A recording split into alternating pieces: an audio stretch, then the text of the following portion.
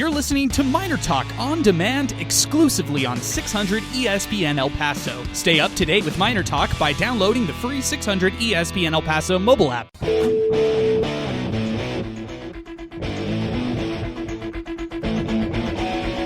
UTEP fans, it's time for MinerTalk with Adrian Broadus and Sal Montes. MinerTalk is presented by the Oscar Arieta Agency. 7 locations across El Paso from the west side to Fabens. Wind Supply El Paso. Locate your nearest champion dealer at windsupplyelpaso.com. And Keats Southwest, leading the industry in precision metal stamping since 1958. Call into the show at 880-5763 or tweet the show at 600 ESPN El Paso on Twitter. Now, let's go live to the Lube and Go studios with your hosts, Adrian Broadus and Sal Montes. All right, welcome back. MinerTalk is live. We are back in action. No hiccups.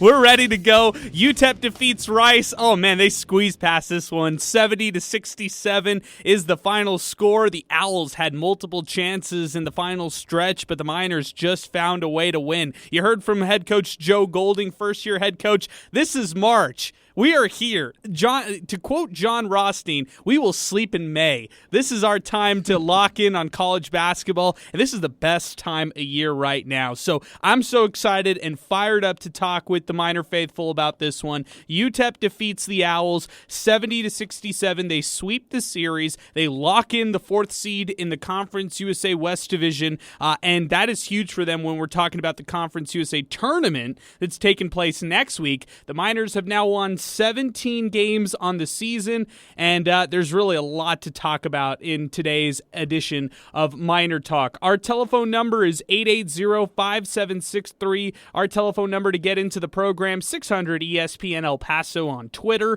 and so that's 600ESPNElPaso.com, where you could check out the recap as well on this game. I'm going to give you my quick analysis of this one. I was at the Desert Institute of Sports Medicine right up to tip-off. We had a live show, Sports Talk, out there, and it was a lot of fun. Got a chance to hang out with guys like Praise Mayule and Jadrian Taylor at that event, and then bolted over to the Don Haskins Center, was listening to the entire game, watched the entire game before I got there with about 7 minutes until half. And, you know, I kind of thought to start things off, the Miners were rolling on all cylinders. I thought they were going to race away with this victory because they had a lead by as much as 12 points in the first half. And then in an instant, it was a tie game at the end of the first half. The Owls closed out the first with a 13-2 run. UTEP looked flat to close out that first half, but then coming out of the second half, the Miners also looked flat. You kind of thought that the Miners were possibly going to lose this game.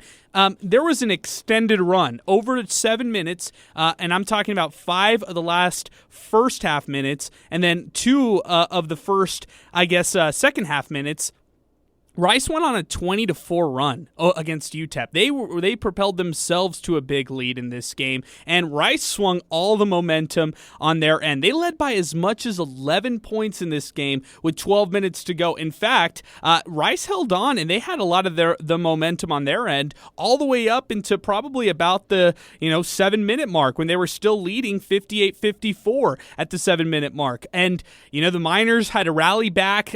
They held strong defensively.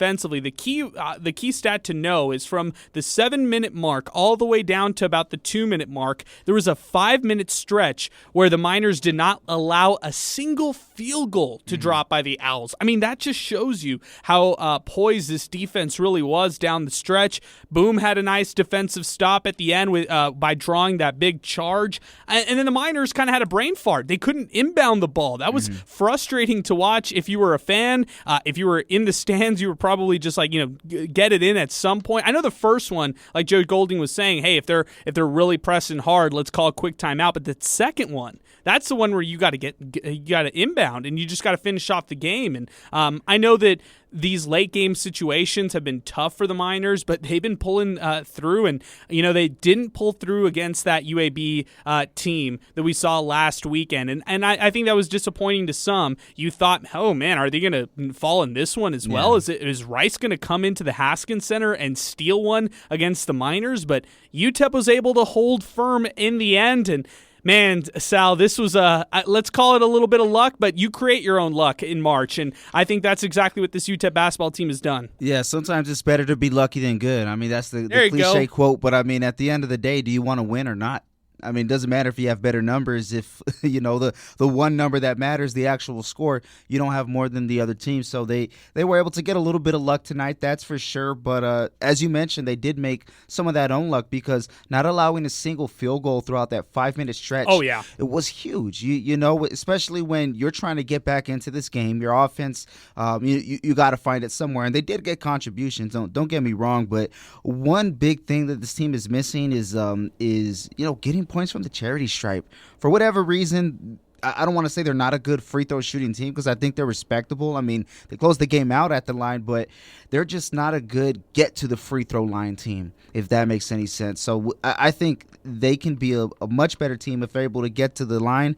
However, I don't know why they're not getting to the line. I think they're aggressive enough, but for some reason they're just not getting those calls in their favor. And I'm not saying it's the referee's fault, but there has to be something missing in order for them to get to that line. Well, the biggest number to look at, Sal, and I'm glad you look immediately at the free throw line, is 0 attempts in the first half. Attack the cup, especially in the late stretch of the game where they're not getting anything to fall, and then the second half they just go 8 attempts only, and so you're getting some of these and one plays, but you're not converting them, and that's the most frustrating thing if you're watching this team. Now, on the other side, this team could be a very good free throw shooting team. I mean, they've got Sule Boom on their team who's pretty much lights out from the free throw line, but he's also got to get there. He's got to get to the free throw line, got to get to the charity stripe, got to draw those fouls, and I think that's the bread and butter of this offense. If they're able to draw those fouls against the opponents, that would be the way to win. Now, I will say this. I thought the Owls had a great game plan tonight. I mean,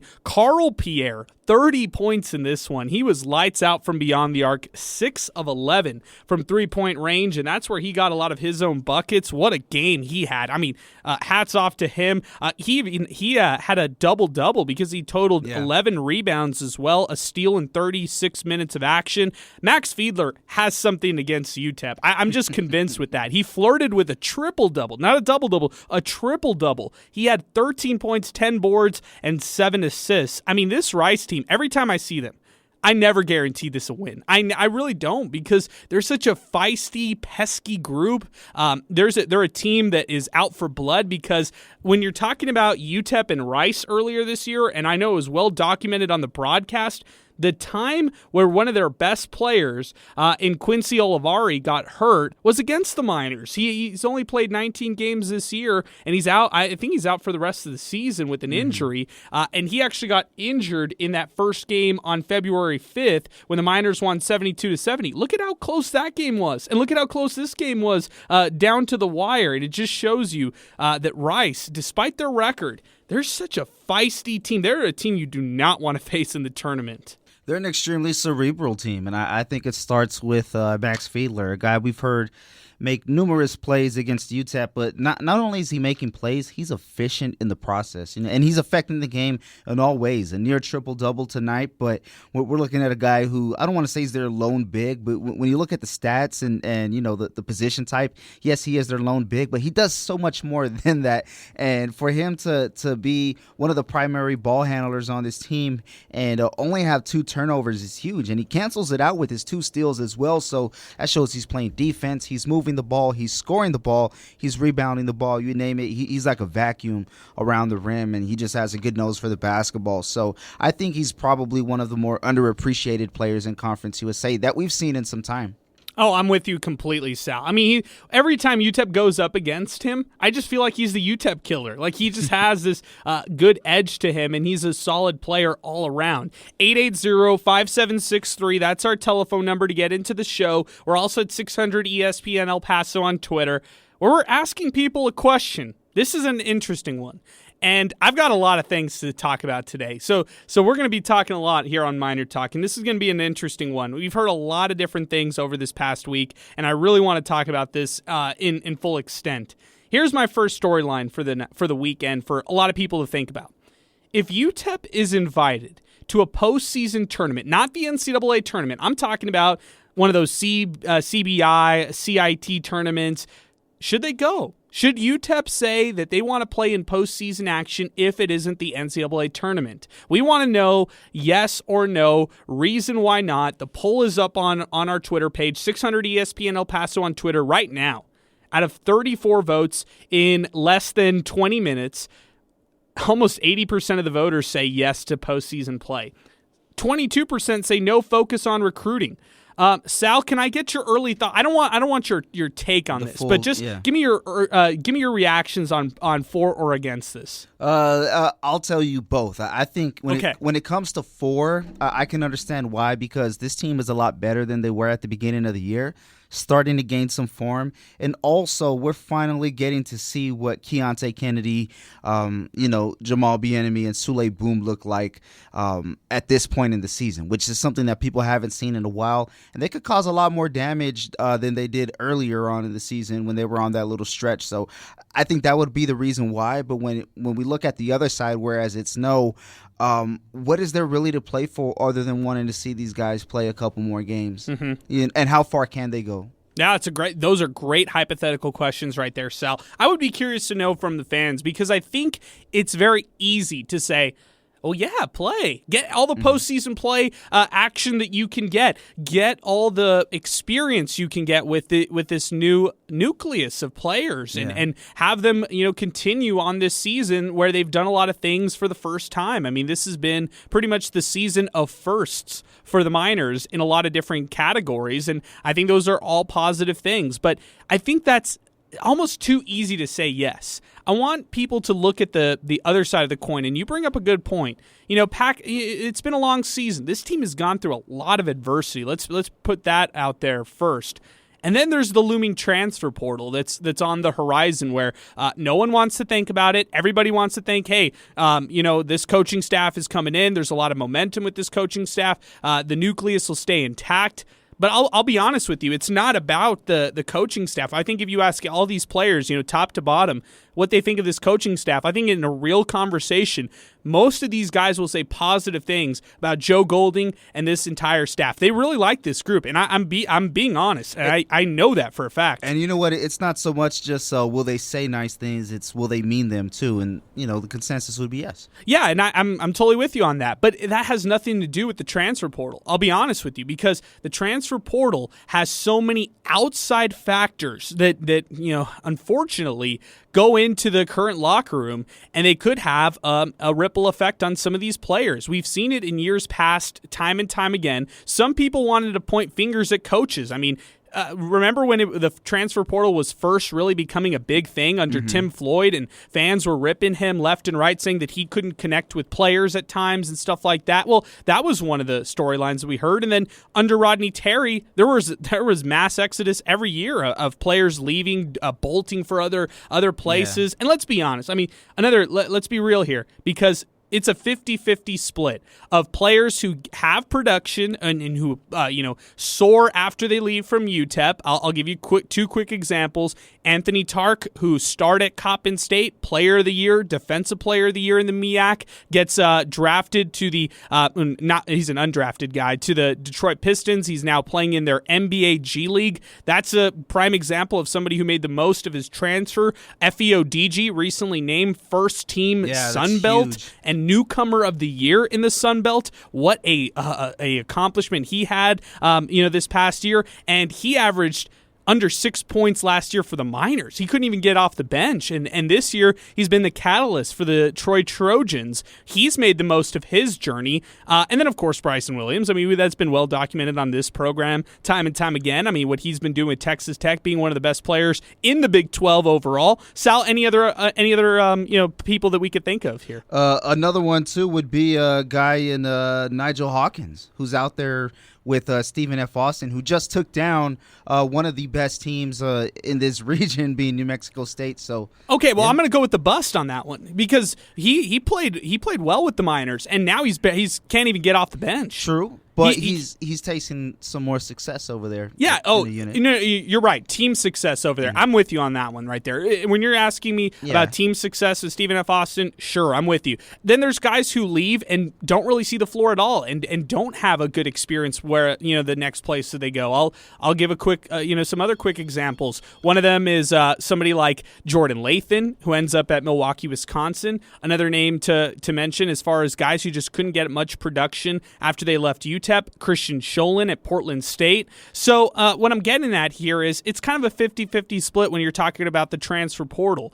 I'm looking at this, if you are saying no and UTEP says no to postseason play, whether it be the CBI, the CIT, if you're saying no, then you might be looking at UTEP's recruiting efforts. And you might say, hey, with the transfer portal being what it is, with recruiting being what it is and so aggressive, like teams are literally looking right now on who they're going to have on their roster next year. They're already getting an early start on this kind of stuff.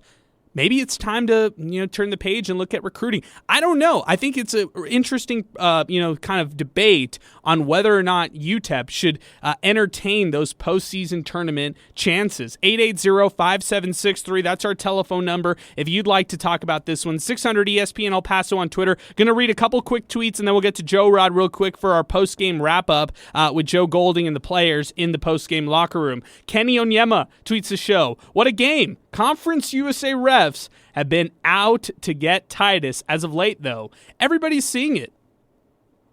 You know me, Sal. Yeah. With Titus, it's tricky because I want to say yes, just based off of the fact that some of these calls are terrible.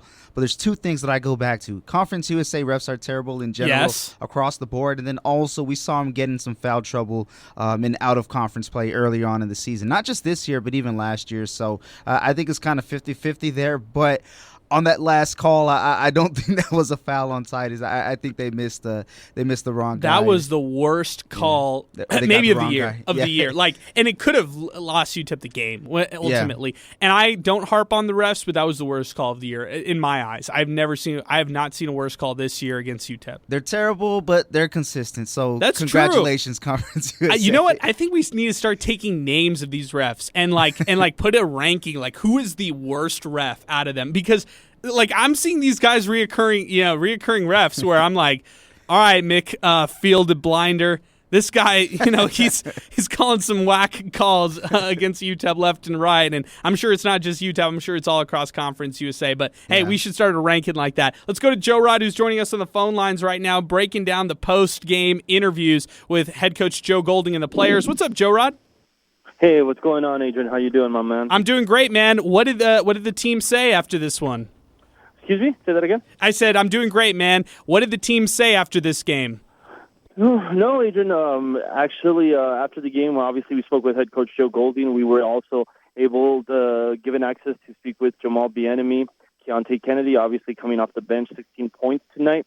I asked Jamal Bieniemy, my question for him coming out was, what was it that UTEP stopped doing there in the second half down the stretch in the second half, or in the first half, that allowed the Rice House to take the lead, and then for UTEP to be behind the 8 ball for the rest of the majority of the game. And he just felt that they stopped playing together. They stopped executing. That their energy dropped, their intensity dropped, and from there, Rice was able to get in the game. I asked Coach Golding the exact same question, and he felt that actually kind of wasn't necessarily in agreement.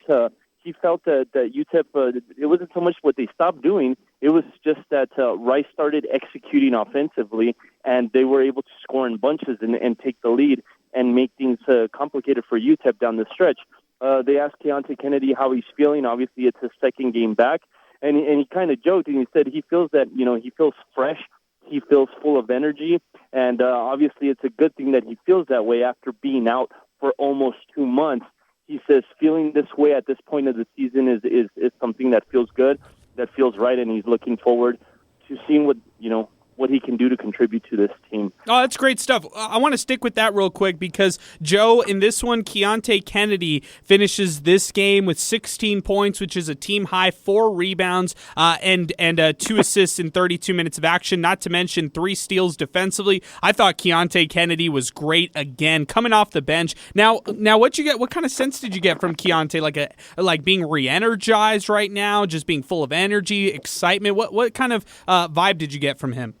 No, just exactly that. I mean, I think he's been chopping at the bit, obviously, to contribute. You know, they asked him how he feels coming off the bench, not starting. He obviously said, I don't care as long as, I'm able to help this team in any way I can. And that's when he alluded to the fact that, he has been out for 2 months and he's full of energy. One of the other things that I wanted to talk to and that Coach Golding spent quite a bit of time talking about, Adrian, was the team's execution down the stretch. Obviously, the last game I reported that, he was the one that took accountability. He held himself accountable for the team not being able to execute down the stretch, something that they worked on. And obviously, he said it's something that they worked on this week. He was happy with the sets that were called, with the plays that were executed, with the shots that were taken down the stretch. Obviously, UTEP had a little difficulty there inbounding the ball, and he goes, obviously, that's going to be on our to-do list for tomorrow during practice. But all in all, he was happy with the way they were able to execute down the stretch. He noted improvement in that area for UTEP. Awesome stuff, Joe. Hey, man, I really appreciate the breakdown. I appreciate all you do with us. Looking forward to Senior Day on Saturday when we get to talk to you again for North Texas. Let me ask you real quick, now that we've got you on, should UTEP go to a postseason tournament? What do you think about this one? If they're invited and it's not the NCAA tournament, maybe it's not the NIT either. If it's like the CBI or the CIT, whatever kind of postseason tournament, do you say yes, UTEP should take it, or no, focus on recruiting? No, actually, I think that they should take it, Adrian. I mean, what have you been saying all this year? That this is a young team. Whenever things don't go well for this team, what is it that we've been saying all season long, Adrian? Okay, well, they'll work on it, and these are the kind of things that they will not do next year when they're one more year experience and they're full of more leadership.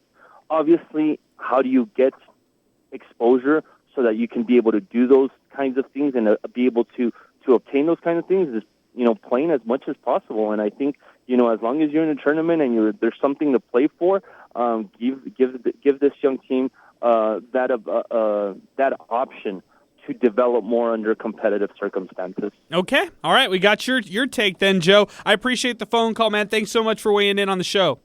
Have a good night. You boys keep up the good work. All right, that's Joe Rod joining us here on the phone lines. Check out his work online, 600ESPNElPaso.com for his soccer coverage.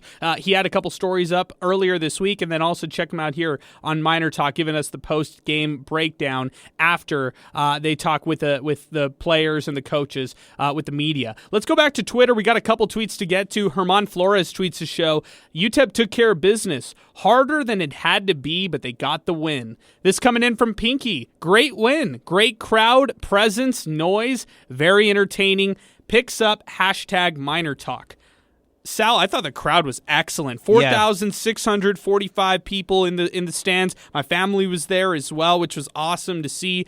Had family coming in from Dallas, which was really cool. Nice. And they got a chance to watch this game with some sweet tickets. And this was the entertaining one. I mean, I thought Saturday was very entertaining, but this one was almost like a roller coaster because, in the second half, you didn't know if the Miners were going to come back. And as soon as they started mounting that comeback, man, the student section came alive. Like the students were out tonight, which was a big surprise. Yeah, and you know what, Adrian? I was watching it back here. Of course, listening to it. Why not? 600 ESPN, right? But for the broadcast, though, I was tuned in, just watching it. And you can hear the crowd pretty well through the, from the broadcast, but even the broadcasters were giving credit to the audience and all the fans that were out there, saying that this was a very, very well-deserved win by the Miners, and they were completely backed by the fans. So if there's just shy of 5,000 and it's making that kind of noise, you can only imagine what's going to happen when this team starts making a lot more noise, no pun intended, in Conference USA, and they start getting more wins under their belt. We are going to get to our hot hand of the game, brought to you by Wind Supply El Paso. also, later on, we'll also get to our player of the game, thanks to Keats Southwest. We're going to take our first time out, and with this, we will pause 10 seconds for station identification, but we'll take a time out with it as well, as you're listening to Miner Talk, presented by the Oscar Arieta Agency, right here on 600 ESPN El Paso. You're listening to Miner Talk on 600 ESPN El Paso, brought to you by the Oscar Arieta Agency, locally owned and operated for 24 years. Welcome back to Miner Talk. Adrian Broadus and Sal Montes as we continue. UTEP defeats Rice 70-67. We've got two lines available, 880-5763. That's our telephone number to get into the program. 600 ESPN El Paso on Twitter, where Yuck tweets in, what a difference a coach makes. Hashtag MinerTalk. Kevin tweets the show. Not the prettiest of wins, but I'll definitely take it. UTEP has to learn how to play better in the second half. Rice had a huge opportunity to upset the Miners, but we prevailed, thankfully. Hashtag MinerTalk. One more to get to. Mary Onyema, Zarek Onyema's mom. UTEP's win over Rice shows true grit from players. Don't ever underestimate the heart of a champion. Gives credit to Rudy T, former Rockets coach. Hashtag believe. Hashtag proud mom. Hashtag we love number 21, Zarek Onyema. All right, let's go back to the phone lines right now. It's Hunter joining us next on the show, 880-5763. What's going on, Hunter? Not much, man. How you guys doing tonight? Oh, we're doing great, man. It's been a good day. It's been a roller coaster kind of game. What do you think of the crowd? You know, man, they were in it, but the team gives them a reason to be in it. You know what I mean? Sure. How do you not root for these guys? Yeah. So, get the... And, one of the things that, besides that, I kind of lost my voice yelling at that Ivan Drago-looking ref after that terrible call on Titus. That guy's the worst, right? Like, let's be honest. Let's be real, Hunter. Like, that guy, we've seen him time and time again come and officiate games at the Haskins Center. That guy has to leave, man. It's brutal. I mean, there was no contact. So I don't see how the call is even made. There was no body. It was just... If I was sitting on the front row, man, I guarantee you I'm thrown out of that game. But really, I think that got me up out of my seat and louder than when Onyema dunked it over those two guys. That was incredible too. I mean, Zarek over two dudes. Like, he had to think about that one too. Like, if he went full force, one of those guys would have had to been carried off by a stretcher. We pretty much jumped out of our seats just out of reality. Like, That was awesome. That's what I love about that guy. I mean, he's still kind of raw. He's got some polishing still left to do. But how do you not just enjoy the heck out of watching that guy out there? Yeah, and how the previous coaching staff didn't use him once is beyond me, man, because at minimum, like, he just brings such a big spark off the bench. And even if the Miners recruit a good big man next year or whatever next season, I still see him getting minutes because he's somebody that you just throw in to give you a lot of energy off the bench. You know what he's like, but it's a little bit different of a game. But he's like Dennis Rodman. He's in there just disrupting things. He's always around the ball for the rebounds. I don't know if you saw him on one of the defensive possessions. He's tipping the ball around and knocking it out of people's hands. I mean, the guy's just a menace down low, and how do you not love that? I think he fights harder on defense because that's not his strong point. Like, he has a nose for the basket on offense. Like, he can find the hoop no matter what. Like, he could dunk on guys like he did today. But defense is where he tries his hardest. It just, me personally watching him, and it's because that's where he, some teams take advantage of him at times. But he fights, and that's what I appreciate about Zarek Onyema. He always fights on every possession. Well, and that's the thing about this team, It was the first time that me and another one of the Twitter followers there, Mr. Eric, the number 4 near, got to be at a game together since probably December, since Keontae was last in. Wow. And, we were talking about how in the first half they're in that run. It's like, man, they're the best team in the league. They're unstoppable. Like, these guys can beat anybody. And then you see, like, the next 10 minutes, and I'm like, man, they're terrible, and they're getting beat by Rice. So it's just. Every game is a microcosm of the season. You see some of the good and some of the bad, but how do you not? You can't help but root for these guys, and I wouldn't want to play them in the tournament, And that's the scary part is they can go beat UNT in the tournament, or UAB, but they could also lose to Rice or Charlotte or Marshall, or you know what I mean? We just don't know. You just got to enjoy it while you have it. But I think they have the best guard play in the conference. I mean, there's other individual guards that are probably better than some of these individuals, but as far as the three of them, and then with Agnew and his defensive and toughness and everything coming off the bench, the guard play is there. We're just lacking down low. Titus, I think, could have taken it to that guy a little more if he wouldn't have been in foul trouble. He's a lot quicker than that defender that was on him. But it is what it is, man. I mean, it's a fun team to watch. As far as your all's question for next year, in the past, I would always say, hey, when you're a new coaching staff, you're a young team, go to those tournaments. I mean, Barbie went to the CBI before they went to the NCAA. You know what I mean? That's Get right. That experience. But nowadays, with the transfer portal and things being the way they are, depending on how many players they think they're going to lose and how key of players they think they're going to lose, it might not be beneficial. You don't need that extra time. It's more beneficial to go recruit. So I think if you're building the team and that's the team you're going to take with you and the majority staying, at least the key people, yeah, go play. But if you're going to be losing some key people you need to replace and your team's not really going to be there next year, then go recruit. The key word is key. I'm with you. I hear you, Hunter, and I think that's a really interesting perspective. Now, I always ask you for a prediction. I'm not going to ask you what you think about North Texas, but I want to ask you: do you think UTEP's a 4th seed in the conference tournament? I thought they already locked that in. So they locked in the West Division 4 seed. So they should get it. It should be it should be the case. They should have that one locked in. But I guess we do see that. All right, let me ask you a different question. Who do they play in that 4th spot? Wasn't Charlotte a possibility?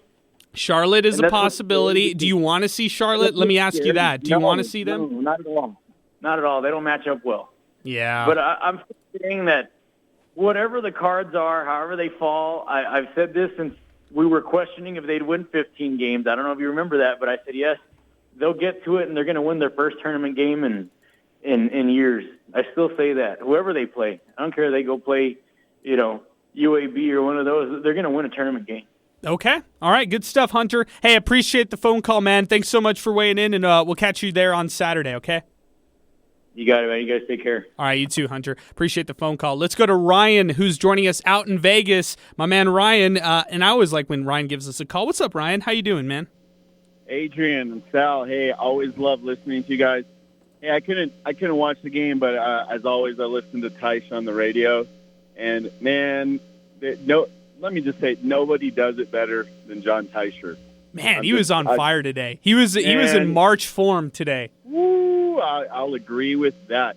Hey, look, I don't want to put the cart before the horse, but I'm not expecting. I want the guys to go out and just ball out in the Conference USA tournament. But man, North Texas, they're just so well coached, just a solid team. I want to see North Texas make a run in the tournament, the big tournament. But it's going to be tough getting past those guys. And essentially, if UTEP makes a run, right, they're going to see North Texas 2 times in a week and a half or whatever. But here's what I'm looking at. I'm looking at next season. Okay, now I know you said earlier you don't want to talk about the transfer portal. No, I'm going to talk about the transfer portal. I've got a whole thing. I got a whole thing coming, Ryan. Well, hey, let's just say that the transfer portal bug doesn't bite us this year. Let's say this core comes back. Man, UTEP is looking like that team having a full off season with no uncertainty around the coaching, right? I mean, shoot, UNT, their coach, Grant, I forgot his name, McCaslin. McCaslin. So he's probably going to be looked at in this next coaching cycle, I would assume. I don't know. I'm looking at UTEP, and UTEP, let's say they keep this core together. Next season, man, we're looking pretty nice in Conference USA. I don't know. What are your thoughts? Okay, Ryan, I'm going to have to let you go because I'm going off right now on this transfer portal stuff, okay? So I'm going to give you – all right, I appreciate the phone call, man. Thanks for weighing in. I completely completely disagree with Ryan. I'm just talking numbers, Sal. And this is only because we know the numbers. The numbers and the math tell us that every year, no matter what college basketball team you are, you could be UTEP, you could be New Mexico State, you could be coached by Chris Beard at Texas, you could be in Kansas with Bill Self. Doesn't matter where you are. The transfer portal is real. College basketball has changed completely over the past decade, and there is no loyalty across the board. Going back to my original point from earlier today, it has zero to do with the coaching staff, and I think Miner fans need to get that in their head. Transfer portal has zero to do with the coaching staff. It has a lot to do with these individual players and their support staff back at home. And that's the crazy part about all of this, is there is so much that goes on behind closed doors with these players. And people might not like to hear it, but there are opposing coaches who call these players. And I know that for a fact because this has happened over time here at UTEP. I'm going to give a couple examples year over year. And these are just so you all know what we're talking about as far as players leaving after a season and entering the portal. Let's go back 3 years. So the 2018-19 roster, this was the first roster under Rodney Terry. After this season, Evan Gilliard left the program immediately. He went to New Mexico State. Of these guys, Kobe McGee left the program as well after just 1 year. Casey Iziagu did not play that fall semester year. They thought he was going to redshirt that season, and then following the redshirt semester in the fall, he goes off to Kansas State and transfers over there. Caden Archie, kind of a one and done guy, doesn't play much at UTEP.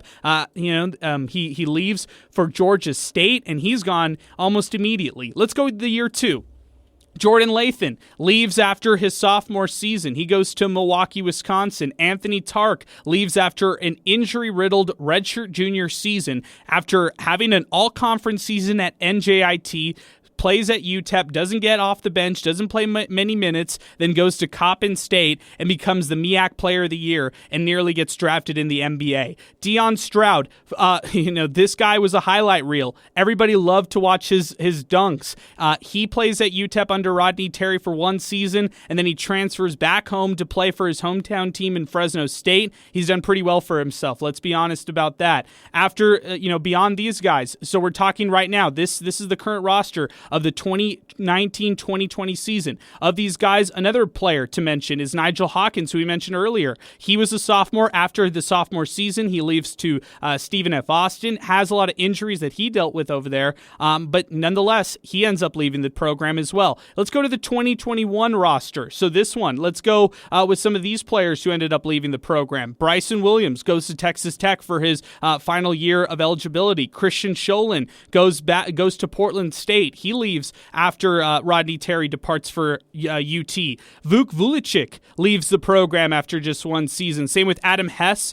Effie Odigi leaves after 3 seasons with the Miners, and he went to Troy, became the newcomer of the year for the Trojans out of the Sun Belt. Year over year, the math tells us that it's about 3 to 4 players who leave UTEP every single season. Mm-hmm. So I am going to just go on this quick rant and say, if you're telling me that UTEP is not going to lose a single player and that this nucleus will stay intact, then you're not looking at the math. The math tells us that 3 to 4 players every season on every college basketball roster are departing and joining the transfer portal. Now, that doesn't also say that it's going to be a mass exodus. It doesn't mean that everybody's leaving this program and hitting the transfer portal. I mean, look at Titus Verhoeven. He entered the portal and then came back after meeting with Joe Golding and kind of seeing what he was about. So I think that there's 2 sides of this. You can't think that this is going to be a mass exodus, but you can't also have this idea that UTEP will keep everybody from their current roster. So that'll bring me to my final point. Enjoy this UTEP basketball team on Senior Day on Saturday against North Texas. It might be the last time you see it intact this way. And I'm going to give you 3 names. 3 names that the Miners need to keep on this team. It's number 1, Sule Boom. Number 2, Jamal Bieniemy. And number 3, Keontae Kennedy. Those are the 3 players that you need. And I mean need with a capital N-E-E-D to keep for next season. I don't know if they will. I'm going to be honest with you. I haven't heard the most encouraging things right now. I'll dispel one right away is Jamal Bieniemy, because he's joined Sports Talk and said that he's coming back no matter what. He really likes Joe Golding, and after you saw how badly Jamal Bieniemy dominated the floor tonight, that's encouraging for UTEP fans. But I don't know about the other two. And one, you're talking about a Conference USA leading scorer, not just a top 3 leading scorer, the leading scorer in Sule Boom, who's averaging just over 20 points a game, and then you're talking about Keontae Kennedy, who's only a redshirt sophomore. And some might argue, well, he missed a lot of this season. Who really wants him out there? I don't buy that one bit. I don't buy that. And you can look at other guys on this roster, too. I mean, I feel like there are a lot of very valuable pieces on this group. But I'm just saying, Sal, just be prepared. Transfer portal season is coming. And you know what, too? Although it's affected UTEP with players leaving the Miners to go to other schools, we could just look at the roster and look at guys who came to UTEP via the transfer portal. Here we go. Titus Verhoeven, Sule Boom. We look at Jamal Bieniemy.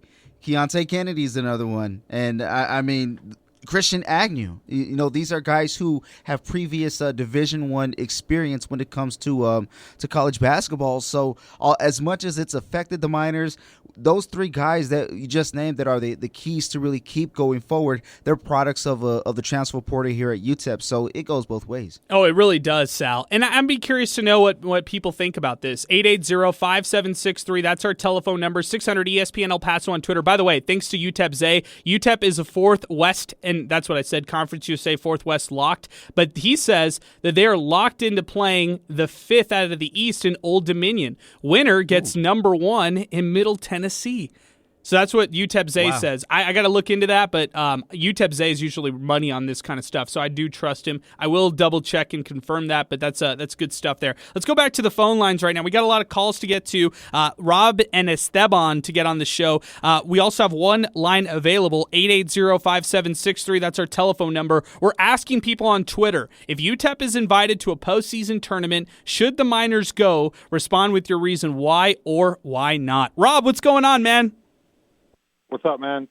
Just to answer that last part, yeah, the last thing I saw was UTEP's going to play Old Dominion, and then the winner would play Middle Tennessee, and then it looks like the winner would probably play UAB.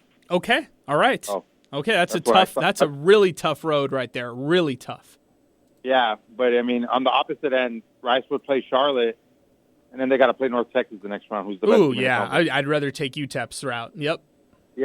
Yeah, for sure. No, just to caveat on the win, I feel like just because they got 4th seed and all that they'll be playing in the second day of the tournament. Like, I just feel like that accomplishment in itself, Joe Golding already has done more than Ronnie Terry has. Because think about it, Ronnie Terry never got to day 2 of the tournament. Regardless if you win a game or you play good enough to get to the second round off a bye like UTEP did right now. I just feel like he's already surpassed Ronnie Terry as far as like program success, because the most important thing is playing your best ball in the conference tournament. Well, you're playing in day 2 against the team that you already beat on the road, and I lean UTEP on that game, and we'll probably be playing in round 3. And at that point, he already surpassed them with almost the same roster. So my hats off to Joe Golding already for doing more in year 1. As far as to your comment on the players leaving, man, you're right. A lot of that has to do with their support system back home, but I just felt like a lot of those guys weren't getting playing time, and I felt like that's why they left. They didn't go up. It's not like they got picked off by a bigger program. The only one that really did was Bryson, but you think about it, all those guys that you named weren't really playing.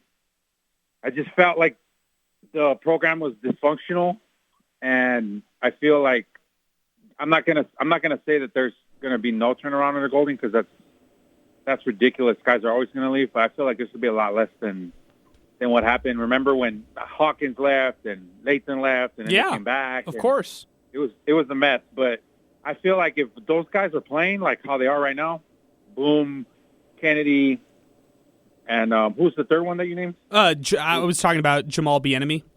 Yeah, no, they're bona fide starters. I don't see a reason why they would leave unless a big program picked them off, but that's the sad thing, Rob. That's the thing is there's so much uncertainty with other programs, and it's not fair. It's not fair that UTEP has to be the school where bigger schools look at and poach players from. But that's the world of college basketball. College basketball teams, unfortunately, right now, if you're at the Power 5 level or whatever, if you're just trying to chase wins and success, you might try to get a quick fix by a mid-major transfer who could play right away versus getting somebody out of high school who's a 5-star, 4-star prospect. You just want somebody who has proven it at the Division I level.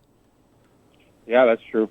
And I feel like to your first point where you said that they have a support system back home that's in their ear, I feel like that's what happened with Jacob Cowing, to switch sports a little bit. But, he's an Arizona kid, and he announced transfer after 1 year or after a couple years. But, and he's from Arizona. I just feel like a lot of those people back home got in his ear. But anyways, back to UTEP basketball.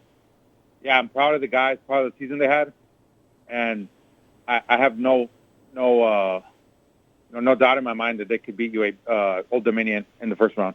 Okay. Thanks for taking my call. Hey, good stuff, Rob. Really appreciate the phone call, man. 880-5763. That's our telephone number. We've got one line available. Got Esteban and Joe Chacon and Adam hanging on with us here on the phone lines. We got one line available. 880-5763 is our telephone number to get into Miner Talk. We're presented by the Oscar Arieta Agency with 7 locations across El Paso from the west side to Fabens. You could check out the Oscar Arieta Agency and get started today and bundle and save with home, auto, and life insurance at OscarArietaAgency.com. Appreciate John Teicher texting into the show. Yes, it's UTEP Old Dominion in the first round of the Conference USA Tournament. Winner will get Middle Tennessee. And appreciate Voice of the Miners John Teicher confirming what both Rob and UTEP Zay said as well. So appreciate that. Cesar Cubillos tweets in the program, when the shot left Fiedler's hand at the buzzer, I was sure it was going in. Rice shot great. Rice shot great. It was an amazing comeback and poise by this UTEP team. What a difference a year makes. Keontae Kennedy and Sule Boom both came through in the clutch. See you Saturday at the Dawn. That's coming in from Cesar Cubillos on Twitter at Ice Cubillos. Number 17, King Eric tweets the show, when was the last time UTEP was invited to play in the postseason? This would help you recruiting in a big way. That's coming in from King Eric on Twitter, who's checking in on our poll right now. Real quick, on our poll, if UTEP is invited to postseason tournament, should they go? Respond with your reason why or why not. 86% of the people have said yes to postseason play, which is pretty interesting right there. This coming in from Jonathan Byers. Coaching won this game. The adjustment by the coaching staff to switch the defense to a tight press man defense is what won it. Rice had no answer for that since all they could do was drive it and kick it out to the open shooter. Rice didn't stand a chance after that. I agree. Great adjustments by this coaching staff. I thought they did a great job in this one and really helped the Miners win in this game. Let's go to Esteban, who's joining us next on the show. 880-5763, our telephone number. We've got one line available. Esteban, what's going on, my man? Adrian, how you doing? Esteban, I'm doing great, man. Now that you're calling in, what'd you think of this one? That was a beautiful rant. Thank you, man. I love that rant. That's what I've been saying all along. Okay. And I even told you before, I've said it before and I've said it again, just enjoy each team as you have it because you don't know what's going to happen next season. Yeah, don't take Jacob Cowing for granted. Don't take Bryson Williams for granted. Nope. Look what happened. Nope. Yep, don't do it because we're talking about if we keep the team intact. Now forget that. I'll just wait and see what happens. Anyway. So what did I call? Somebody called in and somebody tweeted and said that it was not a pretty win, but it was a win. Mm-hmm. To me, it was a beautiful win. I love those games that go down to the wire, man. It was entertaining, right, Esteban? It was down to the wire. But anyway, yeah, your rant, man, I loved it. I appreciate that, man. That was entertaining. And I agree with everything you said, and I've been saying that all along. I mean, you don't know. Yeah, I just enjoy each team and each season as it goes because, man, and see what happens. Okay. Yes, sir. Okay, thank you. Hey, night. good stuff, Esteban. Appreciate the phone call, man. Always appreciate you calling us here on the show and joining us here on Miner Talk. 880-5763, our telephone number. By the way, want to give a shout out to Leo_Miner fan Sal. Got to meet him for the first time today. He's a quiet guy, but I told him, I said, hey Leo, gotta put a face to the name. Come down, say what's up to me, and then he made sure to say, hey, tell Sal what's up. Love you guys. And nice. So Leo_Miner fan, I appreciate him coming by and saying hi to me here at today's game. Want to get to a couple tweets before we get to our next couple callers here on the show. We got Keith hanging on with us. So same with Joe Chacon. This coming from Kenny Onyema. UTEP should utilize the pick and roll more often. We saw when our bigs were rolling to the paint, they had an easy shot. Bigs are rolling, but the pass isn't made. It will add even more offense to the squad so our guards won't have to be pressured to score all the time. #MinerTalk. Adrian at Enemy Win 3 tweets us, postseason is what we hope for. Postseason helps in recruiting. We need every game we can get. #MinerTalk. Good, interesting point right there from Adrian. What do you think about Kenny's tweet, Sal, about how UTEP should feed the post a little bit more? Obvious reasons. I mean, there's a reason why he wants to feed the little bias, paint. huh? A little bit, but in all honesty, I like though, either way, we're talking about the Miners not being able to go to the line, and you go to the line more times than not when you're either attacking, right, or you're in shooting form. But majority of the time you're attacking the rim, and that's something that UTEP, I think, can get a bit better at in terms of drawing that contact to get the line, because they have the athleticism, and also defense is their strong point. So they're in transition a lot. To not see them get those calls, or I don't want to say not see them get the calls, to not see them get to the line as much as I think that they should, that says something, because it hasn't just been going on, for the last stretch of, 5 games. It's pretty much been since conference play started. So they got to figure out a way to make the game easier for them, because we look at the offense and we know those buckets are hard to come by. Get the easiest points, that being the free throws. Yeah, work it inside out. I like it. And then draw the foul down low. I'm with you on that. Lugal tweets the show. Best game I've seen from a UTEP point guard in a long, long time. At Adrian, at 600 ESPN El Paso. Jamal Bieniemy, man. I mean, we're going to talk about him later on in the show. 12 points, but 10 assists, and he had 5 pretty much right off the bat to Keontae Kennedy. I thought that was, he was the absolute floor general, and that's passion right there, man. I just, Jamal Bieniemy, I continue to like him more and more this stretch. Like, ever since conference play started, I think he's taken his game, his personal game, to a whole other level. And look at what happened, Sal. Just timeline this. Yeah. Because against UAB, Jamal Bieniemy struggled. I mean, he really struggled in that game in terms of shooting. Now, I will say he's still guarding the other team's best defender. He's still doing a lot of different things. He's still on the floor. You can't take him out because he's so valuable. He just wasn't having the best shooting night.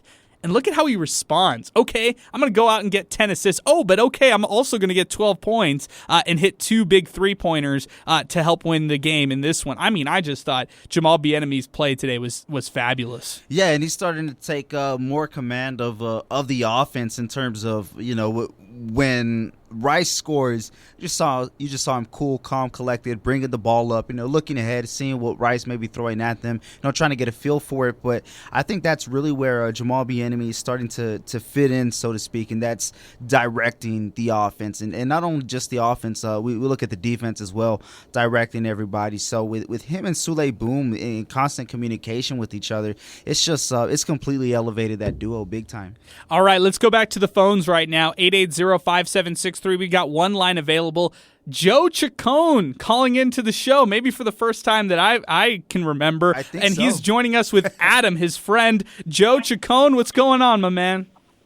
Listen, guys, I've called in before. I like to stay on Twitter. You know me.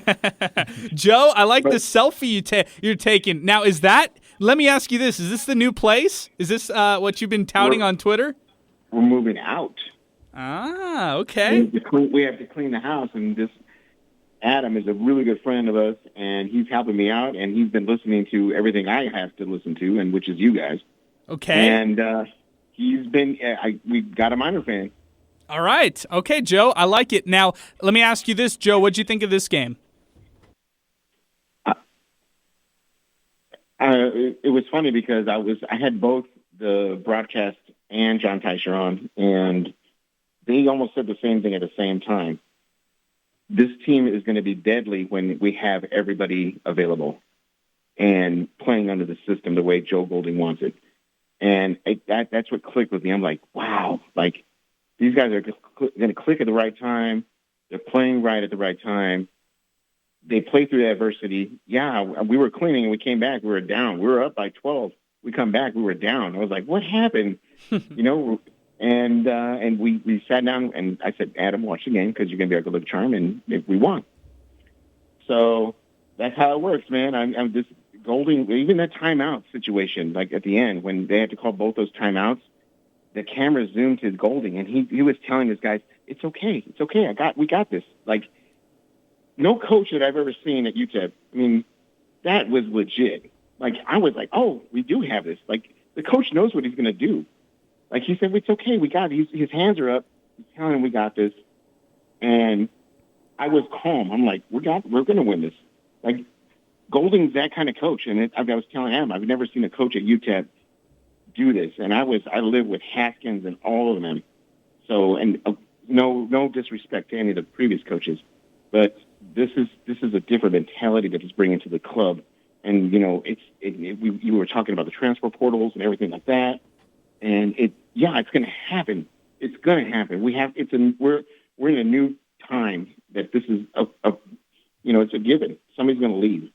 But if he can build on what he's got right now, I definitely think that there is a huge light at the end of the tunnel right now.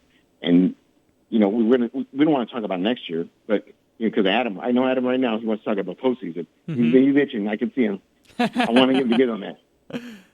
All right, Adam, what do you think? Is UTEP going to postseason play? I say postseason is a no-brainer. It's going to do nothing but assist the players that are there with their draft stock, and it's also going to help with recruiting. Those top-level players don't want to come to a program that doesn't want to compete in the postseason. They want to come to the programs that want to compete. I think it's a no-brainer. Okay. So what about you, Joe? Are you 100% as well? I'm 100. You know me. Every year we're winning national championships. I love it. That's the Miner fan I am. I know you are. I know you're the optimist. Yes. Every year we should be winning championships. Okay. All right, man. So, hey, let me tell you something. In 2 games that Adam's watched and listened to John Teicher, I want him to tell you who his top guys are on this team. Okay. And I have not schooled him. I have not taught him anything. When you guys said who your best 3 players were, he was spouting off players. And I'm like, how do you know that? He's like, well, I'm trying to learn the names. Ask him. Adam, who are the top 3 in your eyes? So honestly, right now, I only got one in my head right now is the enemy.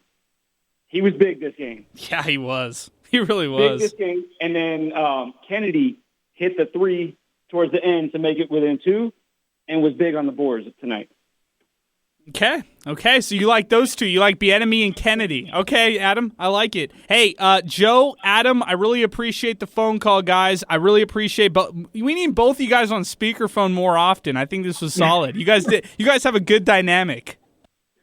Absolutely. Yes, sir.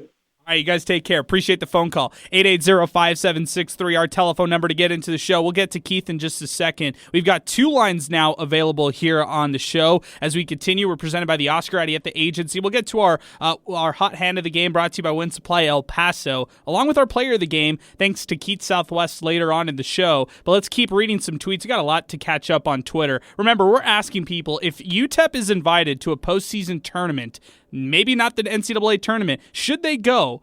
Give us your reason why or why not. Had a good response from Hunter saying no. Have had people call in and say yes, of course. I think the overwhelming response is yes right now, Sal. And based on the poll, it looks like 85% say yes to postseason play. Let me know if you think this may be a reason why there's more on the side of yes than no, at least at this moment in time. Is it because they just won a game? Yeah, recency bias, probably. Are we asking this question, let's see, after Charlotte?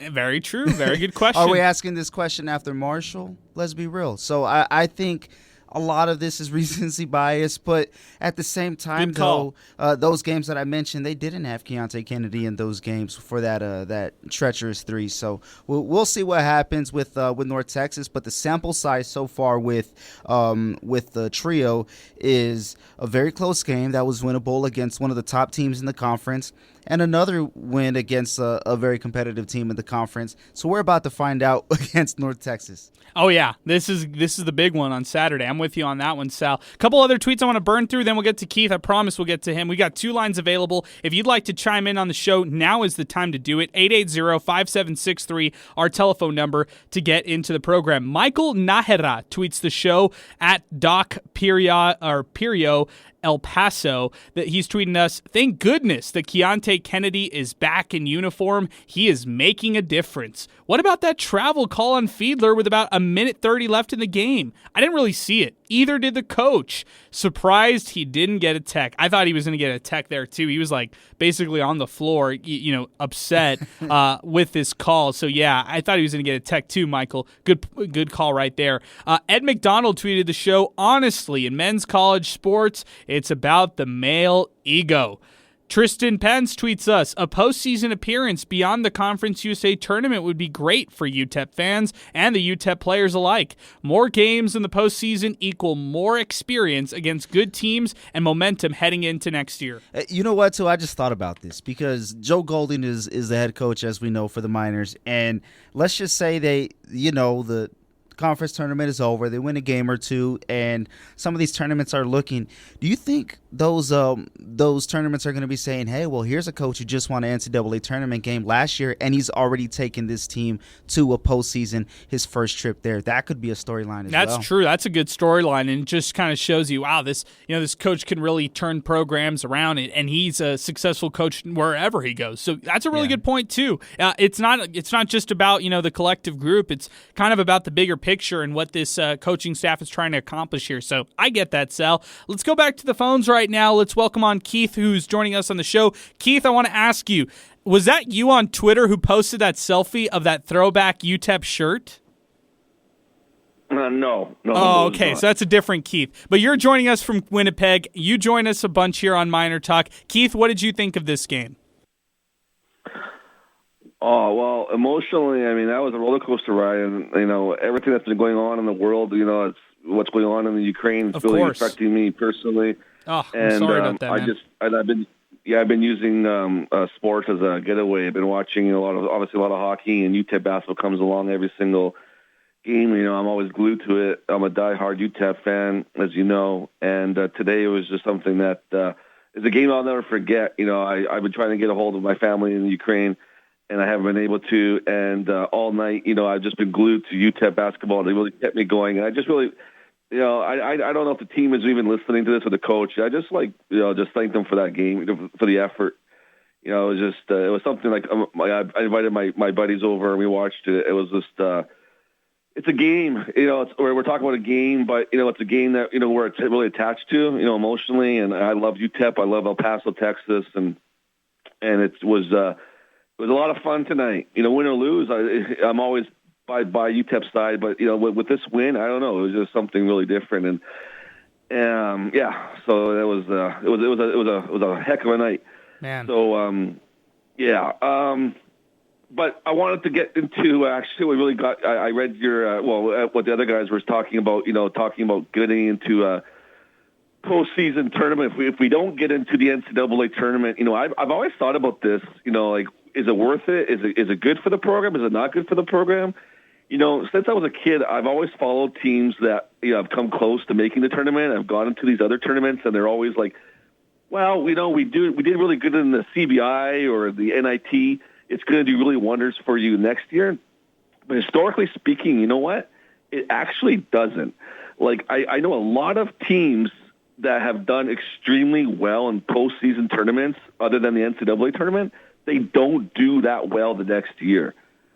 So for that, it's kind of like, I don't want to see them, because I really think this team next year with all the seniors, with the juniors coming back and with the younger players, I really think UTEP basketball should be competing for a conference championship. They should be the number 1 seed. In my mind, I think that like next year is their year. It's Coach Golding's year next year, and I know maybe that's just superstitious talk, but I just really think that we should be really focusing on next year if we don't make the NCAA tournament. I'm all in this year, guys. This team can make a run. There's no doubt about it. I'm all in it for this year. Wow. But if we don't, I just think that maybe we should really look at focusing next year, just based on, historically speaking, having success in those tournaments, it doesn't really do you anything for next year. In fact, if you look at it, some of the teams like Pepperdine, Minnesota, Penn State, they even have a worse year the next year. So it's just something to think about. Hey, who won last year's CBI? Was there CBI? Oh, I don't know. I don't know either. know. I don't know. I don't follow the CBI. That's where I'm kind of getting at. Sal, you had something there too. Great points, Keith. Hang with us. This is who I'm trying to find out. CBI, let's see who made. Well, I'm looking at it right now. It's Pepperdine who won last year. It was Pepperdine, right? But I'm going to go back a little bit further because he's right. You know, there are some teams who win, and that's kind of like the peak of their success for some period of time. But I'm going to go all the way back to 2017, the 2017-2018 season. Coach named Grant McCasland landed at North Texas and won the CBI championship his first year. What does he do after that? A 21-12 season. In 2019 and 20, the postseason was canceled, but they finished Conference USA number 1, right? So real quick, he beat Sule Boom in San Francisco in that championship game. Wow, no way. Yeah. Oh, shoot. Okay, so there's a little bit of a bad blood coming up on Saturday. But, you know, with the COVID year, 1920, or the start of COVID, I should say, that season is canceled. We don't know what that North Texas team could have done, right? But the following year with 2020 and 2021, Javion Hamlet, an absolute beast, helps North Texas get the win in the tournament. They go to the round of 32. And what's going on this year, Adrian? A 22-4 record so far for this team, and for it's a good example. The best team that McCasland has had, you know, I would even say his entire coaching career. I mean, another team, I guess, kind of on the same level, and I don't know the names of these guys, but Midwestern State, who were 30-3, and you know, they finished first in the Lone Star Conference in Division II. So this is without a doubt Coach McCasland's best team since he's been there. But long story short, it doesn't always equate to going downhill after those tournaments. So I'm just going to say this: there are 3 non-NCAA tournaments in the postseason, and one of them is, instead of the CIT, they have the Basketball Classic that has replaced the CIT. There's the CBI, and of course we know the NIT. And I think the NIT is a bit of a tough one for UTEP to qualify. I'd say if you get to the NIT, you know, for sure, yes, in my perspective, because you know, at least that one's really well televised, and you know, I'm not sure the Basketball Classic will be on ESPN Plus. Last year, the CBI was on Flow Sports, so it's also about exposure. I see a lot of different perspectives, Keith. So what I'm getting at from you is, you say no. If they don't make the NCAA tournament, you know, pack it and get ready for next year, but go all in on next year. Is that what you're saying, Keith? Definitely going all in next year. I think. I mean, how can you not? I mean, we have the roster. There's absolutely no reason why we shouldn't be contenders next year. But the one positive, though, you know what? If we do have more basketball, we get more MinerTalk. There you go. Hey, appreciate that. Yeah, Keith, you take care, man. Hang in there out there in Winnipeg. Bless your family. Praying for everyone out there in Ukraine. And I'm glad that, you know, some UTEP basketball could help get your mind off the horrible, horrible things that are going on in this world right now. So really appreciate you giving us a call, Keith, and hang in there, man. We're always here for you here on MinerTalk, so we'll be on your side. Let's go back to Twitter. Let's keep things moving. 880-5763, our telephone number to get into the program. 600 ESPN El Paso on Twitter. That's where Jorge Reyes checks in on Twitter. Even though it's expensive to play these tournaments, I think it's important for this team to get ready for next year, to have playoff experience. Plus, it's probably good for recruiting. Ed McDonald tweets us, postseason play right now, I'm very optimistic on UTEP men's basketball, and I think making a run at the tournament and getting into the NCAA tournament, that's the way I think. If that can't be done, I'm looking at the NIT, and if not, I'm looking at anything, or I'm not looking at anything, recruits on the fence. Okay. Okay. Kingsley Onyema, Congratulations, guys. I am a proud fan. Perseverance and believing in your teammates is very key. You did not give up. Even when it looked like the game was slipping off your reach, this is a big win. #believe, go Miners, at 600 ESPN El Paso. Fred Morales tweets us, what was the technical issue by Darren George all about? Any info? You know what, man? Fred, I'm going to be honest with you. Again, I really hate to harp on these refs because they're consistently bad every night, and it's hard to just call one game worse than the other ones. But the way that they called that technical foul against Alfred Hollins as he was walking away from the officials, he must have said something real bad under his breath. That's at least the only one that I would have thought on my end. But I have no clue, man. No clue whatsoever. This one from Joe Chacon. Great call by John Teicher as always. Cleaning house over here, and my man Adam comes to help me and clean the house before we move out tomorrow. And then we stop to watch the end of the game, and man, new fans make the difference. LOL. Coming from Joe Chacon. Well, if they're superstitious guys and they saw the game in that house, you cannot leave the house until after the season's over. You got to watch the next game. I'm sorry. Can't move out yet. Get a retraction or something. Ice Cubillos tweets us, this ref, who looks like Bart Bass from Gossip Girl, was calling some questionable fouls. I wasn't surprised when he called the tech. Thankfully, that point from the free throw was didn't come back to haunt UTEP. I was stunned when he called the charge on Rice, and he's referring to the charge late in the game, and that was against that was actually Sule Boom taking that charge. Man, yeah, there was some definite. I thought that was okay. I took a video of that one and I watched the replay of it. I thought that was an okay call. Joe Chacon. Looking forward to this team competing completely, gelling on Saturday and shocking North Texas. Bring on the postseason. Adam says absolutely. At UTEP Zay, we already read this one that he tweeted us about the matchup. Of course, UTEP will be playing Old Dominion. First round of the conference tournament, and then they'll be playing Middle Tennessee if they win that one. Ryan Guzman checks in after his phone call. We're going to agree to disagree. I will call sports talk and eat crow if I'm wrong. #save the tweet.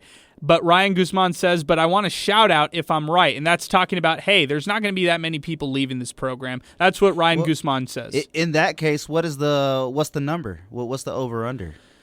Good question, Sal. What should we set it at? 3.5? Yeah, I guess the best question to add. Well, I mean, there's different variables, but like, what number would you consider a success if UTEP stays under? Under 3. 3? Okay, I was thinking around there too. So keep only have 2 depart. 2. Okay, now of that, how many of the core trio that we know of, right? How many? Of course, if all 3 stay, it's a slam dunk for sure. But, that's a huge win. That's winning your recruiting battle right there. Where is it when it gets bad? With 1, 2? 2. Okay. 2, because you can. I mean, 1 you can kind of get away. Like, all right, you can be sad about. If one of those 3 that I mentioned, I'm talking Sule Boom, Jamal Bieniemy, and Keontae Kennedy. If one leaves, that's something you can harp on. You can say, man, UTEP really needed that guy to come back next year. Mm-hmm. But if they lose 2 of those guys, I mean, I'm not going to be quick to call any red flags no matter what, because I'm already sold on this coaching staff. I'm not necessarily he could have. He's proven that he can have whatever players, and he can find some success with Keontae Kennedy suffering that injury like he did throughout that stretch. And same with other guys, and all the adversity they face this year. So I'm going to bet more on this coaching staff, but I will say, losing 2 out of those 3, that's when we dial back those conversations about UTEP being conference champion contenders. That's the bottom line. Yeah, that's fair. I think, 3 will probably be the magic number. We'll see. Yeah, let's see what happens. Cesar Cubillos, the Miner students are back into the games with the UTEP Spirit crew. If anything, it'd be great to keep the season going to get the fan momentum increasing and looking forward to next year. Okay, interesting. Maybe so, yeah. But also, too, I'll raise this. What good would it do if there's not another home game? Yeah, there you go. That's a good one. I'm dying at this tweet. This is great. At Mr. E, one of our favorites on Twitter. Bro, I'll have some of what Esteban is drinking. It's so beautiful. UTEP beats North Texas. Nah, Esteban doesn't call this show inebriated. Not at all. Leo_minor_fan tweets us, great finally meeting you, and I also forgot to tell you I enjoy listening to your movie reviews on Sports Talk. Go Miners. Oh, man. What's the latest one? Misery, which we didn't do today, and it's coming tomorrow on Sports Talk. It's a good one. Misery, great movie, Sal, if you haven't seen it. This coming from Leo. Good point, Sal. I might have voted no if it was after a loss, #emotional roller coaster. In regards to our poll, if UTEP is invited to a postseason tournament, should they go? Respond why or why not. This coming in from JKHNAIZIR. This young team could use the experience going into next year. Play on. This coming in from Jonathan Byers. You're not all in on the season if you don't want your team to accept a postseason bid. Okay. I hear what you're saying. I think Keith's perspective was, I'm all in on them making the tournament and like surprising people. I think that's what Keith meant by what he said on his phone call. And what JB is saying, hey, you're not all in on this season if you don't want them to accept any postseason bid. But where Keith is coming at this is, hey, if they don't make the NCAA tournament, focus on recruiting. So I think it's two interesting perspectives right there. Yeah, and it's not to be literal, but this isn't the only basketball season that's going to be played, by UTEP basketball. So it all depends. I mean, right now it's good to kind of look ahead and see what can be done with this roster because the season's not over and the conference tournament's right around the corner. But it's also a lot different after a loss. That either UTEP losing to a team that they shouldn't have lost to, or a game that they almost had. This coming in from Ryan Guzman. I will admit if I'm wrong, but I just don't think the transfer portal hits the Miners as much as some of you all think it will. Bryce Chauvin tweets us, I think Jamal Bieniemy, Sule Boom, and Keontae Kennedy run it back. Ooh, we'll see, man. That'd be awesome. We'll see. Yeah, we'll see. Sal, let's get into this. Give me your take. Do you want to hear the extended take? Actually, I want to hear your extended take about if UTEP is invited to a postseason tournament, do they go or not? I think it depends. It depends on which one, and I don't know too much about the tournaments. Let's say either CBI or the Basketball Classic. Let's say the NIT is out of the picture, and let's say as well as the NCAA. Yeah. Yes, let's say it's CBI or the Basketball Classic. I would say only if you have the ability to host a home game or to host a game at some point. That's when I think it would be worth it to give more people a chance to go out there and see the team. But I'm just not too much of a fan of it, and it also depends how they go out in the season. Okay, so we're asking a lot of depends. So I'm going to give you some specifics, okay? So then we can kind of narrow this down because I want to hammer this. This is interesting, and I'm with you. It all depends on the time. But let's say the season ended today. So this is for the Basketball Classic, which remember, this is replacing the CIT. This tournament consists of 3 rounds, all single elimination. Games will be held on campuses of participating school. All the gate receipts, which means all the ticket sales, will be collected by the Basketball Classic. UTEP and other schools, if they're invited, can host games in this tournament without the responsibility of an additional financial commitment. So no entrance fee to join the Basketball Classic, which will be held on ESPN+. Okay, so that's one. Now let's go over to the CBI. This is presented by Roman. This will be, there's no TV rights yet. They said that maybe it's ESPNU. Last year was on Flow Sports, but nothing has been made official yet. The CBI is a tournament. This goes way back since 2007. It selects 16 teams that aren't in the NCAA tournament, that aren't in the NIT, and here's the caveat, are willing to pay $50,000 in entrance fees to participate. In the CBI, teams compete on home courts. The CBI is a single elimination tournament until the last 2 teams are determined, after which the championship is determined by a championship series between a best 2 out of 3 format. So that's the format right there when it comes to the CBI. You heard the format when it comes to the Basketball Classic. Now that you hear those 2 things, Sal, and if the season ended today, what do you think?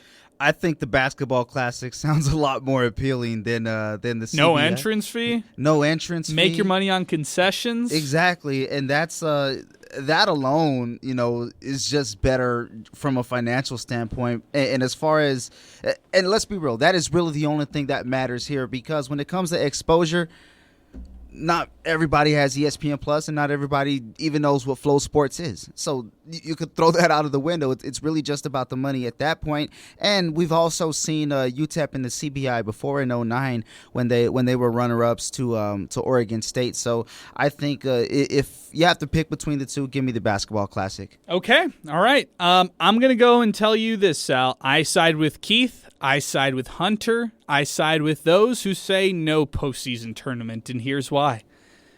I think you go all in on next year. I kind of side with what Keith said, and I thought about this a lot over this past week. My knee-jerk reaction when I first heard chatter about postseason tournament, and it's not surprising. UTEP has 17 wins under their belt. They have a lot of momentum, good fan support. When we're talking about mid-major level, 17-13 overall is what they're projected to finish, and 10-8 in conference play if they lose to North Texas on Saturday. Now, if they win, that's 18 wins under their belt. Could win one in the conference tournament and chase 20 wins right there. Yeah. I'm going the other way, man, because look at what's going on around the program right now. Notice who was not on the bench tonight. It was Butch Pierre who was not there. And where is he? Well, he's probably recruiting. That's my best guess, because right now is the biggest period to try to go out and get the best players you possibly can. Let's be honest right now.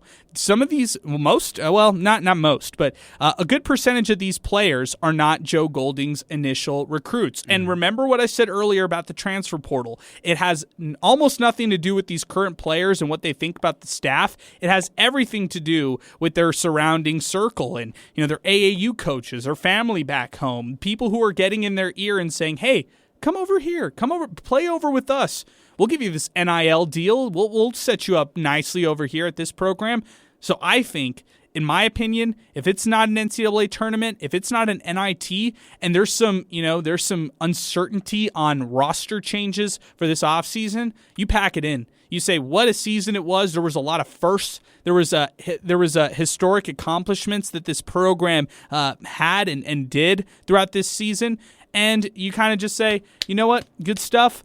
Let's focus everything we can on keeping the best players here at UTEP and going out and recruiting the best guys that we can get. And that would be my mentality if I was running this program, just kind of looking at it from an outside looking at it. Now, I'll say this. I'll digress, because if UTEP goes to the Basketball Classic or if UTEP goes to the CBI, I don't think that's a bad thing. I think more home games, like you were saying, Sal, is an excellent thing for this fan base. We get to do another episode of MinerTalk, which is always fun to do. I get to hang out with you and do that, so that's always a blast.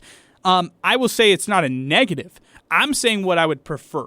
And I would prefer you, if I was just, looking at this UTEP program, I would prefer them focusing everything, all the resources, all the focus, everything on next year, trying to be the best team that they can to be a conference title contender. The way that I see it is when it comes to maybe getting to host, a game or two, is that's extra revenue for a team that's in a conference that does not bring in money, at the same level as other conferences. And for UTEP to be second in attendance in all of Conference USA, I mean, percentage-wise, when you look at the top teams, that would be a chance to bring in some extra revenue. So that's how I look at it. But also, too, I still think it really depends on how they go out in the tournament. Are they in the semis? Are they in the quarters? Is it by 5 points or so, or do they get blasted by some team by 15, 20 points? I think that weighs heavy too. I agree with you there, Sal. I think it's an interesting debate when you kind of go back and forth about it. I think our Twitter poll question has been awesome. All the tweets that we got have been great. Our phone calls have been out of this world. I just think this show has been a lot of fun tonight. I appreciate everybody tuning in on this one. Let's take a time out right now. With this as well, we will get our station identification. We will come back on the back end. We'll hand out awards. We'll wrap this up. We'll look at North Texas. Then we'll preview an early look at the conference tournament as you're listening to MinerTalk, presented by the Oscar Arieta Agency right here on 600 ESPN El Paso. Streaming worldwide through the 600 ESPN El Paso mobile app. 600 ESPN El Paso is KROD El Paso, a Town Square media station. You're listening to Miner Talk on 600 ESPN El Paso. Brought to you by the Oscar Arieta Agency. Locally owned and operated for 24 years. Miner Talk is back. 880-5763 is our telephone number if you'd like to weigh in. 600 ESPN El Paso on Twitter is where you can check us out online or send us a tweet or vote in our poll right now, which we have.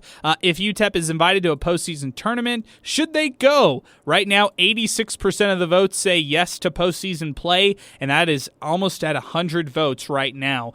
One more tweet to get to. The mayor of Las Cruces, Eddie Morelos, tweets us, Miner Talk is still one of the best post-game talk shows around. Dude, you're the man. I appreciate you, Eddie. Thanks for the shout-out, and love what you do with the Sports and More podcast. Always appreciate the love, man.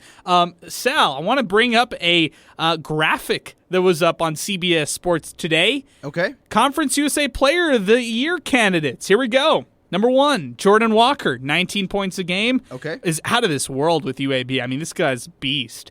Number 2, Kenneth Lofton, Jr. from Louisiana Tech. We know him. Big, bulky guy. Yeah, I love Kenneth Lofton. I know Miner fans hate him. He's number 1 by KenPom right now in All Conference USA by KenPom. Number 3, Sule Boom. Yep. I saw that graphic too. Wow. Yeah. Leading scorer in Conference USA, 20 points a game. Davion McKnight. He is also in the mix from Western Kentucky. 15.8 points per game. And that's coming from the CBS Sports Network side of things. Sal, I think it's let's be real. I think it's a little bit of a stretch to call him the outright player of the year. But if he's not on the first team all conference, there is a huge, huge robbery going on with Sule Boom.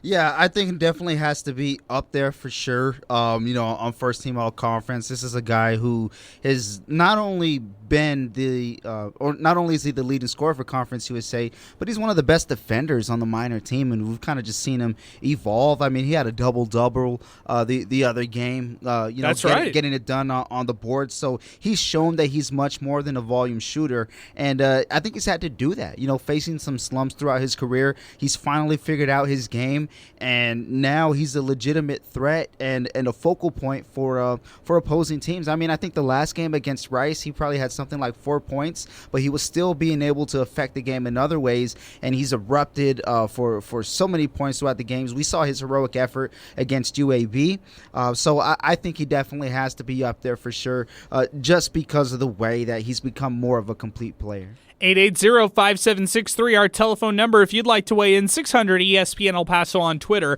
as well. I'm with you, Sal. I think also, the volume kind of, and also it needs to be mentioned, Sule Boom at one point this year was averaging career lows when it came to his shooting, when it came to just, what it took on his end. But man, he is regrouped in a huge way. I mean, Sule Boom, when you just look at his game log, he started at, he had a couple games where he looked a little inefficient, but he quickly got out of that. And I think that was more of a product of him being in and out of the lineup, not getting that continuity on the floor, whether it be the COVID that sidelined him at one point, the finger injury that sidelined him to start the year, or the stomach bug that also affected him as well. I mean, Sule Boom, when you look back at his January numbers, some might argue that he just wasn't helping the Miners and just wasn't shooting well at all, but through the February stretch, through the late part of January, he has played at an all-conference level. One of the best scorers and pure scorers you'll find. Remember, 32 points against Florida International, 32 points against Marshall, 28 points against Louisiana Tech, 24 against Middle Tennessee, 26 against UAB, 28 against Old Dominion. This guy just has buckets, man. He always puts up buckets. And they're for sale. That's right. Let me ask you this, Adrian, before we move on. Now, out of those 4 players that you mentioned, who do you have as your Conference USA Player of the Year? Kenneth Lofton.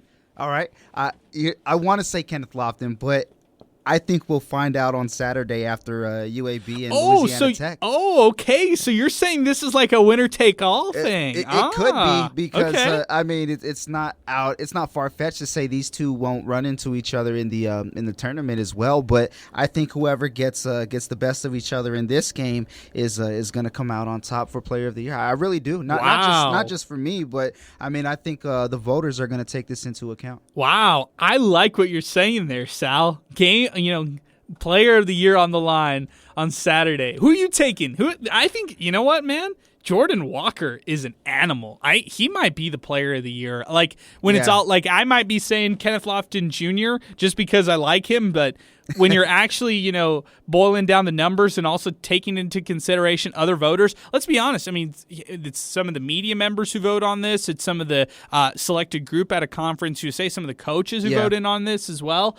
People might, just like Jordan Walker, just prefer his game a little bit better. Yeah, didn't he run for 40-something? The other week. He's just amazing, man. He's a hooper for real. So I think it comes down who wins that game, but I still think UAB comes out on top. So I'm just going to put it down and say Jordan Walker. Good call, Sal. He had 42 points against Middle Tennessee in that victory, and gosh, it just shows you right there. I remember against the Miners, he had 22. So this guy is a for real scorer. Like, this guy can do it all, and I really like what Jordan Walker does with UAB. I still think they're one of the best teams, if not the best team.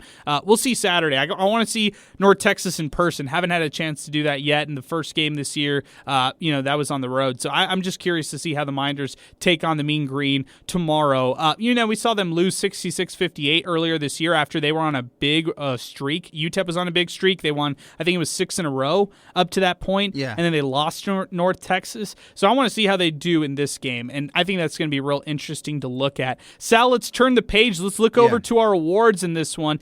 Let's start off with our Hot Hand of the Game award. I'm going to give you some candidates because we talked about this before the game. I think it's tough because there's some interesting candidates here. You can go with Keontae Kennedy, who was on fire to start off. He had 9 points early on into this one, finished with 16, game high for the Miners. You can go Sule Boom, the way he closed out the game. He also chipped in with 5 rebounds in this one. You could go Jamal Bieniemy, 12 points. He had 6 rebounds, 10 assists in this game, 39 minutes of action. Where are we going here, Sal? Oh man, it's really tough. I told you something before the show as far as who I thought was going to be a hot hand of the game and player of the game for those awards.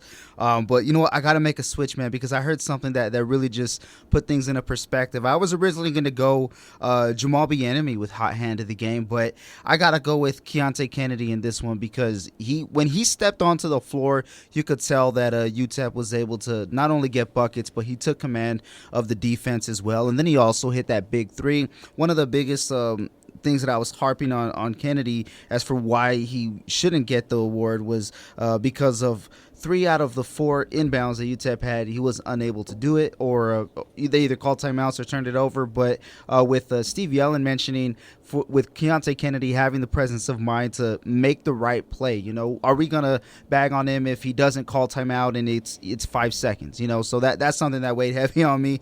And then of course I think the last inbound was a free for all, but I still got to go with Keontae Kennedy for a hot hand of the game. That's a great choice, Sal, and that's brought to you by Wind Supply El Paso, the official supplier of Champion Heating and Cooling products. To locate your nearest Champion dealer, visit the Find a Dealer tab at windsupplyelpaso.com. And that's, again, Keontae Kennedy winning our Hot Hand award from this one. Player of the game, Sal, where are we going? Oh, man, no question about it. No question. Jamal Bieniemy. Without a doubt, hands down. Unless you're the defender, put your hands up. Almost a triple-double. Almost. He's going to get it soon. I hope so. I really think he has the potential to do it for sure. But just to see him locked in and in a redemption type of game, not only against against Rice because they fell to UAB the last one in a winnable game, but we saw the game he had against Rice last time and he erupted. I think 36 and tonight he's only putting up 12 points. points, but he's impacting the game in a variety of ways and a complete captain tonight for sure. Jamal Bieniemy, our player of the game, 12 points, 10 assists, 6 rebounds, 39 minutes of action in this game. That's brought to you by Keats Southwest. From prototype to manufacturing 50 million pieces, Keats Southwest is a trusted partner worldwide for aerospace, automotive, appliance, electronics, military, medical, and many more companies throughout the world. Learn more about Keats Southwest online today at KeatsSW.com. Sal, it was a lot of fun today. Great show. Yeah.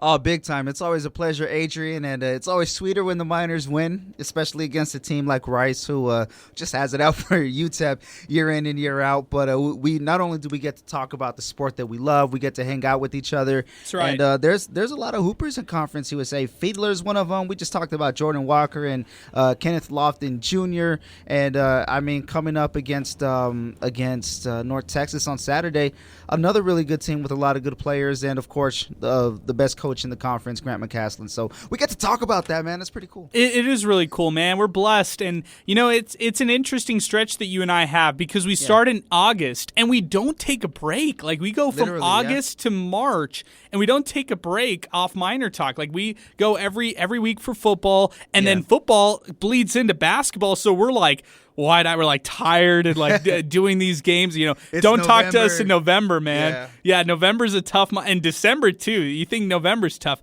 This year, December was tough, too, because UTEP was actually winning in football. So that actually made a difference. Yeah. January was a stretch, but, man, now that we're nearing the end, it's crazy. We kind of go through the hibernation. We do podcasts here and there with MinerTalk through the off season, but it's crazy to think we're here in the home stretch. We're here nearing the end. Yeah, and Coach Golding said it best. UTEP is 1-0 in March so far. So for UTEP to get off to the month of March on the right foot, that's a big step. So things can be very promising if this Miners team can play to their potential, and they showed a good portion tonight. Like I said earlier, like John Rothstein says, we sleep in May. We can sleep in May, Sal, and then we'll sleep from May to August, and then we'll be right back in action. Yeah, we'll be right back at it. Let's do it. All right, North Texas Saturday, Senior Day. Keep an eye out for who's honored there for Senior Day. That's all I'll leave you with. For Sal Montes, I'm Adrian Broadus. UTEP defeats Rice 70-67, and that's right here, MinerTalk, right here, 600 ESPN El Paso. Have a great night, everybody.